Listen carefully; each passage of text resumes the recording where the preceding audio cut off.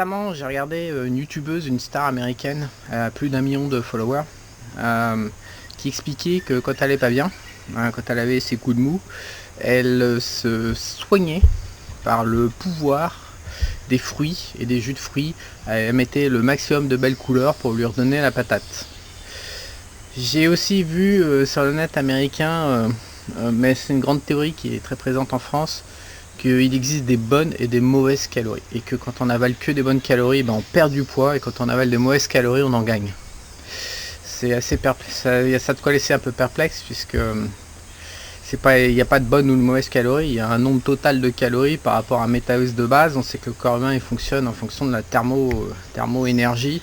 Il consomme des calories, il consomme pas, il n'y a pas une bonne calorie. En fait, mathématiquement, on aurait une calorie qui vaut pas une calorie si elle est bonne, et on a une calorie qui, si elle est mauvaise, et ben là elle compte une calorie, voire plus qu'une calorie. Donc enfin, pas mal d'humains entretiennent des croyances et modifient la réalité, modifient les chiffres, modifient tous leurs raisonnements mentaux pour pouvoir croire à une théorie un peu loufoque. Ça va un peu plus loin que ça. Comment dire, il y a pas mal de personnes qui réalisent pas, donc on le sait aujourd'hui, ce qu'elles voudraient vivre dans leur vie, qui ratent leur vie, donc parlons concrètement, employer le mot qu'il faut, et ratent leur vie méthodiquement. Et donc il y a un problème de motivation derrière à faire en sorte que, apprendre à réaliser les choses nécessaires pour réussir sa vie.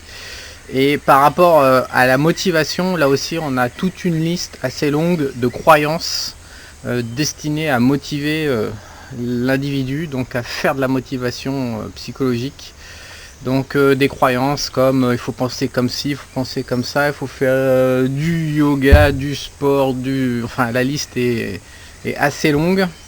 En fait, qu'est-ce qui se passe? La motivation, c'est si on n'a pas de motivation pour avoir une bonne vie, c'est que quelque part on a envie de se saborder la tronche, on a envie de se la saboter sa vie. On a envie de, généralement, si on n'est pas motivé à vivre et à s'éclater, c'est qu'il y a un souci émotionnel. Et par rapport aux émotions, les humains entretiennent pas mal de croyances à nouveau sur la manière dont il faut les gérer. La plupart, en fait, dans le fond, il y a deux types de personnalités qui prennent contact avec moi et que j'ai repéré. On a tous repéré ça dans le business. On a les gens refoulés. Donc pour vous parler des gens refoulés, c'est des gens qui sont souvent introvertis et qui n'arrivent pas à gérer leur univers émotionnel. Donc dans cet univers, et après en face on a les extravertis qui sont plus au contact de leurs émotions et qui sont plus à l'aise avec leurs émotions. Alors déjà, premier chiffre, aux États-Unis, parce qu'en France c'est interdit de faire ça, mais aux États-Unis ils sont pas du tout interdits ce genre de plan. Ils ont été mesurés quelle était la rentabilité par salaire des gens introvertis par rapport à des gens extravertis. Donc il s'avère qu'il y a des différences entre 20 et 40%. Entre les introvertis qui sont payés beaucoup moins, qui gagnent beaucoup moins d'argent, donc des gens refoulés qui ne peuvent pas exploiter l'intelligence émotionnelle, et les gens extravertis qui sont plus à l'aise avec l'intelligence émotionnelle et donc qui vont gagner jusqu'à 40% de plus. C'est à mettre un peu en rapport d'ailleurs avec la beauté. Il était aussi mesuré aux États-Unis que la beauté payée, le physique avenant des hommes ou des femmes, pareil, il y avait des écarts qui se chiffraient à 30 ou 40% entre les gens les plus laids, les gens les plus agréables physiquement. Donc on sait aujourd'hui que quelqu'un qui a un beau physique et puis qui est bien à l'aise avec ses émotions, on sait que grosso modo il va gagner beaucoup plus qu'une personne qui est refoulée, qui entretient en plus tout un tas de croyances par rapport à son refoulement et ses émotions, et qui en plus a une gueule un peu de travers. Bon voilà, c'est une réalité, en plus c'était chiffré sur beaucoup d'individus, donc on peut vraiment extrapoler. C'est une réalité humaine, voilà. Donc qu'est-ce qui se passe par rapport aux refoulés? Dans les refoulés, il y a donc des gens qui vont pas pouvoir savoir gérer leurs émotions, donc ils vont entretenir tout un tas de croyances. Il y a deux sortes. Il y a les refoulés intuitifs, donc ce sont des gens qui sont complètement refoulés avec leurs émotions, mais qui compensent par l'intuition. J'ai la moitié des gens avec qui je travaille sont dans ce cas de figure. Sont des gens qui sont intuitifs et qui parviennent à contourner leurs problèmes émotionnels par le biais des émotions. Et l'autre moitié, je travaille avec des gens extravertis, donc ouverts sur l'intelligence émotionnelle. Ce qui se passe, c'est que la motivation, c'est un conflit intérieur quand on n'en a pas, et donc rien que ça, je me suis aperçu par rapport au groupe de stratégie de vie pro et perso, rien que ça, diagnostiquer qu'on a un conflit intérieur qui fait qu'on n'a pas de motivation, c'est pas possible pour un certain nombre de personnes. Et donc elle se demande si, en venant avec moi dans mon programme de stratégie de vie, dans mon groupe privé de stratégie de vie pro perso, elles se demandent si elles vont pouvoir solutionner leurs problèmes de motivation. Forcément que oui, puisque leur souci numéro 1, c'est déjà de comprendre où est-ce qu'ils merdent, comment ils merdent. Parce que la plupart des gens qui ont un problème de motivation, qui ont un problème de refoulement d'émotions, qui ont un problème de conflit intérieur, c'est pas généralisé sur l'ensemble des pans de leur vie. Il va y avoir des zones touchées, ça peut être l'argent, ça peut être la relation amoureuse, ça peut être les amis, ça peut être, je sais pas, les hobbies, mais c'est assez rare d'être complètement refoulé partout sur toutes les grandes classes de la vie qui fait qu'on est heureux et qu'on s'éclate ou qu'on foire sa vie. Ça peut être aussi sur le corps. Je me souviens d'une journaliste qui a la vie financière, qui somatisait en déclenchant des cancers, des cancers, je sais même pas si elle est encore en vie, quand elle avait des soucis émotionnels à gérer. Donc ça c'est terrible de somatiser par le biais du corps, mais d'une manière générale on a des refoulements qui vont s'exprimer à travers juste des poches de la vie, mais elles vont pas s'exprimer sur toutes les poches de la vie. Donc déjà la première étape, ça consiste à diagnostiquer qu'un outil certain qui traque tout ça, qui quantifie tout ça, parce que c'est absolument impossible de se faire confiance en tant qu'humain, de jauger à la petite louche combien de calories on prend, si on est heureux ou malheureux, si on est refoulé ou pas refoulé. C'est juste, si on se met pas en face de soi, on peut pas savoir si on va bien, si on va pas bien, si on obtient des résultats, si on n'obtient pas des résultats. Même avec l'argent, avec le trading, même avec l'immobilier, les gens parviennent à se mentir. En tout cas, moi je considère que je peux absolument pas me faire confiance à titre personnel, donc j'ai développé des outils destinés à compenser la manière dont je m'arnaque moi-même, et je suis persuadé que 90, 15 ou 100% des humains ne sont pas capables de se faire confiance eux-mêmes. On s'arnaque tout le temps la tronche. Donc il faut une centrale de suivi de tous les pans de l'équation de la vie pour savoir exactement déjà où est-ce qu'on en est, qu'est-ce qui merde, où est-ce qu'on va devoir œuvrer, est-ce que c'est gérable ou pas. C'est la première étape pour régler un problème de motivation. C'est la première étape que j'ai gérée dans le programme, dans les 20 heures de vidéo, parce que sans ça on peut pas aller de l'avant, on peut rien faire, on peut rien construire. Moi ce que j'ai envie de vous répondre en fait par rapport à tout ça, c'est que quand j'ai foiré dans ma vingtaine, j'ai foiré une décennie de ma vie. Après j'ai trouvé un mentor quand j'ai eu 30 ans. 30 ans et 2 mois, j'ai trouvé un mentor. Non, même pas 27 ans. À 27 ans et 2 mois, j'ai trouvé un mentor. Et il m'a offert une seconde chance de vivre. Et donc je me suis offert je suis parti vous connaissez mon histoire, je suis parti de RMI ruiné, plombé dans les échos, pas possibilité d'avoir de job, enfin, dans la merde totale financièrement, j'avais pas vécu, chier ces putains de... J'avais rien quoi, et j'ai fait un gros run pendant 10-12 ans en ligne droite, fantastique, franchement je me suis éclaté, voilà, c'était cool. Et je suis arrivé aux 40 ans à Bangkok, et tous les 10-15 ans de toute façon en tant qu'humain il faut qu'on s'adapte, il faut qu'on fasse des modifications, des upgrades, on vieillit, les priorités changent, tout se modifie, donc il y a des virages à prendre. Et le virage de Bangkok, je l'ai carrément raté, je vais pas vous mentir. J'étais occupé à piner des petites pétasses à Bangkok.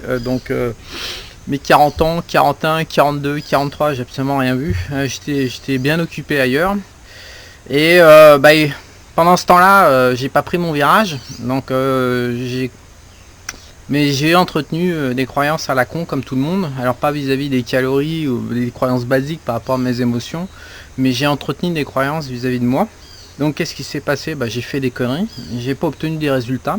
Je peux vous dire, je pense qu'à la louche, j'ai fumé 100 000 euros dans des erreurs multiples et variées, dans le business, dans la vie perso. J'ai bien merdé en fait.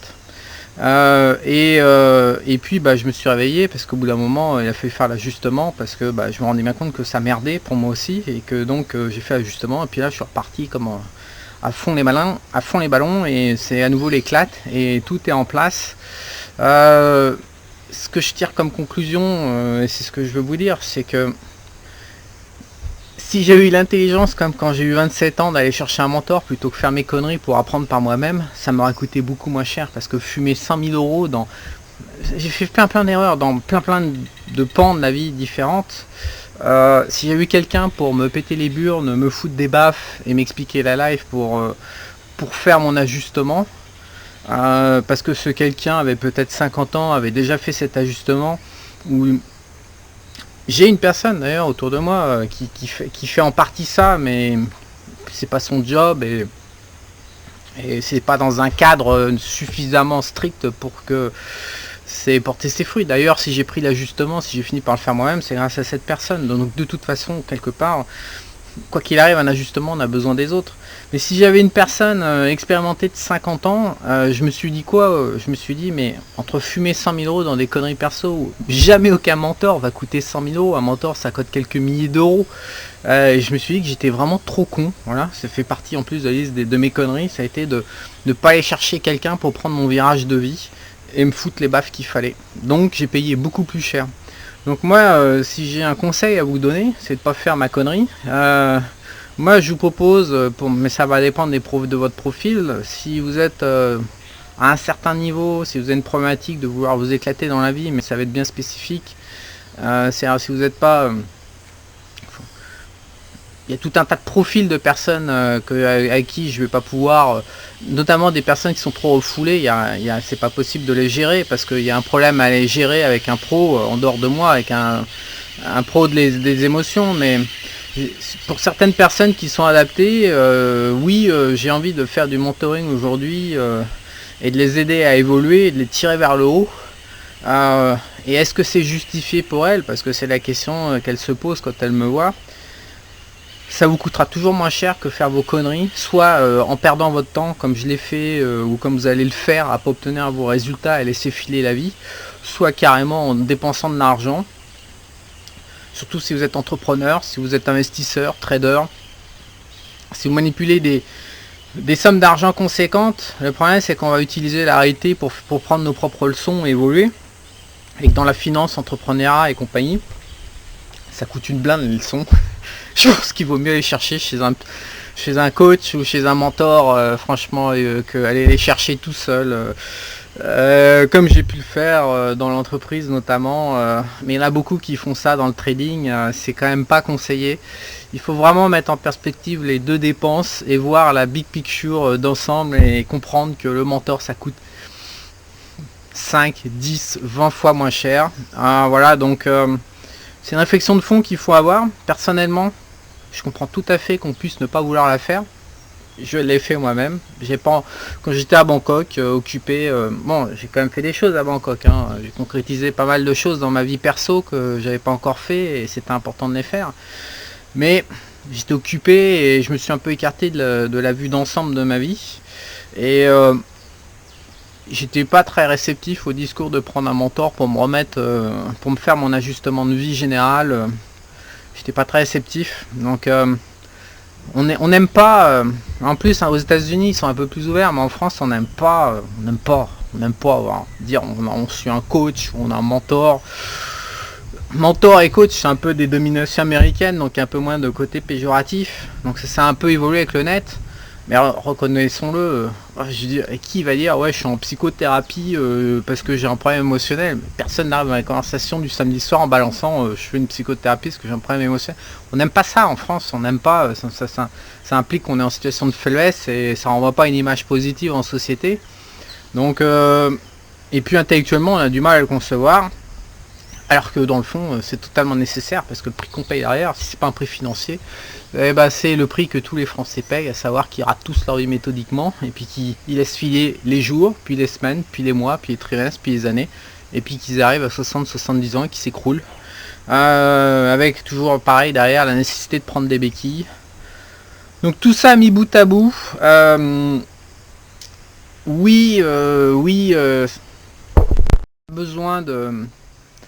a besoin d'un mentor, d'un coach, d'un psy, de n'importe quoi. L'idée derrière tout ça, c'est qu'on a besoin des autres pour évoluer dans la vie. Si vous n'obtenez pas un résultat, c'est que vous n'avez pas les bonnes personnes autour de vous. Voilà, je pense que c'est la raison. Sans même rentrer dans le cadre de plans commerciaux, de propositions commerciales, de monétisation, de vente de services, etc. On a tout simplement besoin les uns des autres, sinon on stagne et on ne peut pas avancer tout seul dans son coin, dans sa bulle.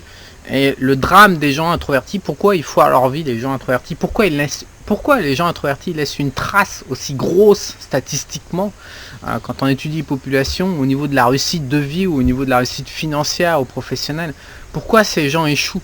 Mais tout simplement parce qu'ils peuvent pas, et comme ils ont pas accès à leur vie émotionnelle, puisqu'ils sont complètement refoulés, ils peuvent pas aller vers les autres, ils peuvent pas présenter leurs problèmes aux autres, donc ils peuvent pas s'ouvrir, ils peuvent pas avancer, ils peuvent pas aller de l'avant, ils sont complètement bloqués, et c'est pour ça que sur 10 ans, 20 ans, 30 ans, ils se le prennent dans la gueule, et que au final, ils payent ultra cher leur fuite, parce que quand on est introverti, il y a un moment, il y a toujours la possibilité, comme je suis en train de le dire, on a à chaque instant la possibilité d'aller se prendre un mentor ou d'aller voir quelqu'un d'autre en disant putain je merde, je sais même pas par quel bout prendre mon problème de vie, je sais que je merde, c'est tout ce que je sais, mais je sais pas comment faire. Et ben les gens introvertis sont pas capables de faire ça, ils ont, je sais pas, ils ont honte, ils sont braqués, ils sont bloqués, ils ont peur, oui, on a tous des peurs, on est tous braqués, on est tous bloqués, ouais, mais on est tous dans la même merde, de toute façon, faut pas se leurrer. Dans tous les pays du monde, j'ai assez voyagé, que ce soit en Thaïlande, au Japon, en Russie, en Europe, aux États-Unis, ou en Amérique latine, ici où je me trouve en ce moment, on est tous dans la même merde.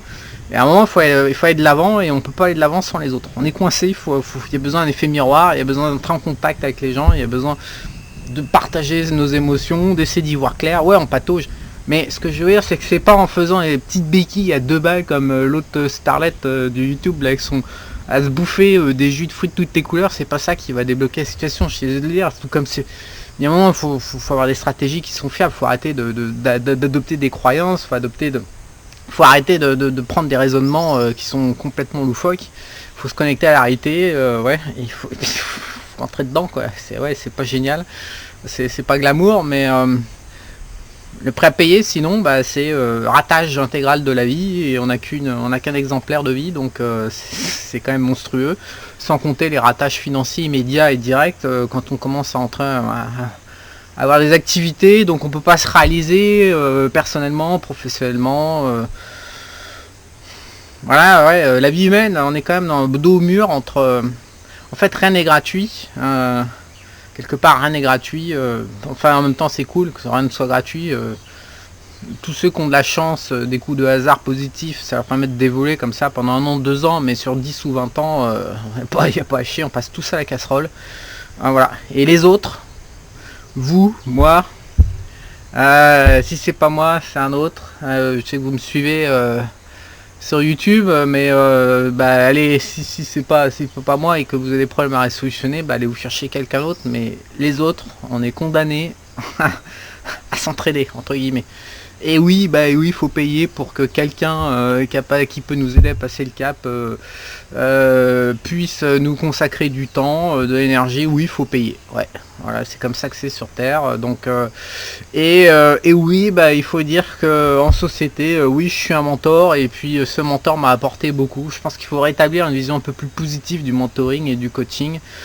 Moi, j'ai une vision plutôt négative en ce sens où je suis plutôt français dans la culture, mine de rien, et voilà, j'ai fait mes conneries, hein. Ça m'a coûté 100 000, voilà, j'ai payé 100 000 pour ne pas avoir été chercher quelqu'un adapté pour poursuivre mon développement. C'est quand même con, hein. 100 000 euros, voilà. Donc si ça peut vous faire réfléchir par rapport à votre vie, il n'y a rien de plus important que le bonheur de s'éclater dans la vie, il n'y a rien de plus important. Beaucoup de gens n'acceptent pas le statut. Donc j'ai fait une petite vidéo aussi pour ma formation récemment par rapport à une question d'un client qui voulait savoir quand est-ce qu'on savait qu'on était sur la bonne voie et qu'on allait enfin vers du mieux. La réponse elle est simple. Le bonheur humain, comme j'expliquais, était étudié par un mec avec un nom à dormir debout. Il l'a étudié dans tous les pays occidentaux et le Japon. C'est être dans le flow. Le flow, c'est-à-dire être complètement passionné par ce qu'on fait, un peu comme un joueur d'échecs qui fait sa partie ou un sportif. Le souci, c'est que je suis pas d'accord avec sa définition du bonheur, parce que c'est du flow sur 2, 3, 5 heures, et puis après ça s'arrête. Et qu'on n'est pas heureux parce qu'on fait du flow répétitif en jouant aux échecs, ou en faisant un sport, ou en ayant un hobby, ou etc. Réussir sa vie, c'est beaucoup plus global. C'est une équation avec 10 paramètres au moins, ou 15. Et donc il faut être capable de faire du flow sur les 15 paramètres en même temps, de manière équilibrée. Il faut mettre en place un système de vie voilà, qui bouffe à tous les râteliers, sinon ça marche pas, on s'écroule. Le mec il fait que des échecs pendant 30 ans, il arrive à 50 piges, il s'écroule la gueule parce que il a raté sa vie. Donc c'est ça, c'est ça s'éclater, c'est ça, moi quand je dis que je suis reparti en l'an 40, je suis capable d'enchaîner là 3 mois en étant en flow perpétuel, jour après jour, donc sans béquille, en m'éclatant, voilà, 3 mois quoi, et pas avec un flow spécifique, avec une activité, mais bien une équation globale de vie complète, qui me nourrit de tous les côtés, voilà, c'est ça le but, c'est ce que je vous recommande d'aller chercher. Après peut-être que pour certains d'entre vous, vous avez une autre idée du flow et du bonheur de vivre. Maintenant, allez chercher quelqu'un d'autre, mais restez pas tout seul. Restez pas tout seul à stagner, parce qu'il n'y a rien de pire que ça, que stagner. C'est une religion en France, la stagnation dans son bocal de poisson rouge. C'est une institution en France. Et alors là, ça, je peux pas vous laisser faire ça. Ne stagnez pas. Ne faites pas des cercles de 5 cm autour de votre job, votre femme et puis votre petite activité sportive et vos enfants.